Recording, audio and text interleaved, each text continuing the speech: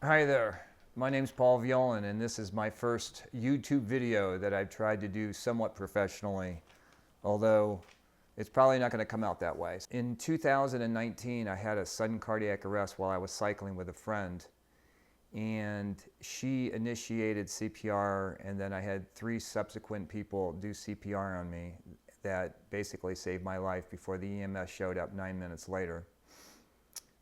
I will talk about that in detail, but I just want to kind of give a whole global thing about why I'm doing this and why it's different from anybody else who does these videos on their conditions. I think what differentiates myself with a lot of the other videos is that I'm a medical professional. I'm a certified registered nurse anesthetist of 31 years experience in Austin, Texas. And what I can convey here is not only my personal experiences, but I can put it in a professional manner. I'm not a doctor, although I trained at a medical school. I'm not here to diagnose your problem or tell you what to do. It's basically my story.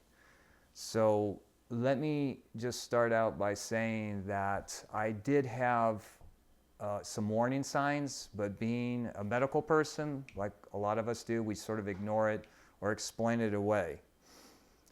I initially had a colonoscopy in December of 2018, and in preparing for that colonoscopy, I really overdid it with the medications to clear your bowel, because I've done hundreds of colonoscopies and they want to make sure that the bowels are clear so they can see if there's any polyps. I really went overboard on that, just to give you a little preface. So the day after my colonoscopy, I went up to go visit my friend Greta to do some cycling, and when we started out with some exertion, I just felt really weird. It wasn't like pain radiating my chest or anything like that. I just felt really bizarre. And what I remember mostly is that it was a windy afternoon and I felt like my bronchioles were really kind of cold. I used to live in Ohio and I used to cycle in the wintertime, and it just felt super uncomfortable. That was sort of the prodromal feeling that I got. The other thing I noticed that is I had some ectopy or skip beats. I didn't know what they were, PVCs or PACs, but it was definitely something going on. So I told her, look, I don't think I'm going to be able to make this ride. I think I better stop. Of course, what I should have done was gone to the ER, but I didn't feel overly sick or anything like that. So we stopped and went to dinner and it all blew away. And then I had about 2 or 3 other instances of, well, now they're called angina, but is where it was just a strange feeling. I didn't feel up to snuff. I felt sort of weak. No super pain in the chest, nothing radiating down my arm, and no nausea or anything like that. But I definitely had an ectopy, and how I could tell that is that I would take my pulse, and you can tell if it's regular. So there was something definitely going on. I made a call to a cardiologist. I didn't have one at the time. And that appointment was set to be sometime in January. Well, it was January 2nd. I was in West Texas after celebrating New Year's Eve with my friends. I was in Lajitas. They all left, and I had my dogs in the van. I have a Sprinter van, and I travel in. And I went up for a bike ride, like way out in the distance. And again, it started to happen. Instead of just stopping and going back, I said, screw it, I'm going to push through it. And I kept cycling. I would stop, I would feel the ectopy, but I finished the ride. I didn't feel great, got in the van, and blah, blah, blah, went home. Well, I went up to go cycling with Greta one last time before my visit, and we were probably an hour and a half into it. And the next thing, I don't really remember it, but she said that I said, oh shit, and then I was down on the ground. I just passed out.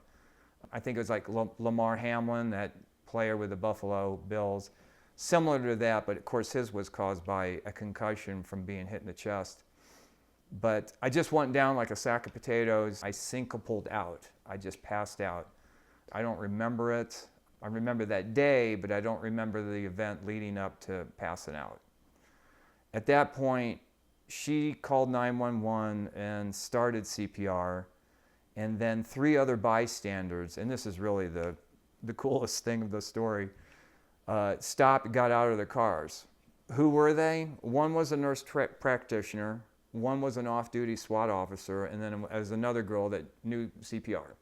So between the 4 of them, Greta and the 3 people that got out of the car, gave me high-quality CPR until the EMS showed up about 9 minutes later.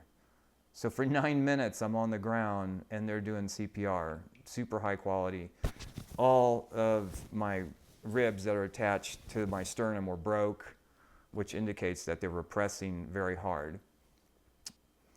When the EMS showed up, they intubated me, put a breathing tube down. They established an IV access, which they had to go through my tibial bone with an intraosseous catheter because none of my veins were popping out. And they administered various drugs, epinephrine. They did have to shock me. I was in either VTAC or VFib. It's kind of iffy when I look at the record, which I'll supply later on here. But they noted in the record that I was dead, which obviously I wasn't. I came around. But not for about 2 days later. They took me intubated, they gave me drugs to keep me totally out, and I don't have any recall of this, and took me to a hospital around Cedar Park.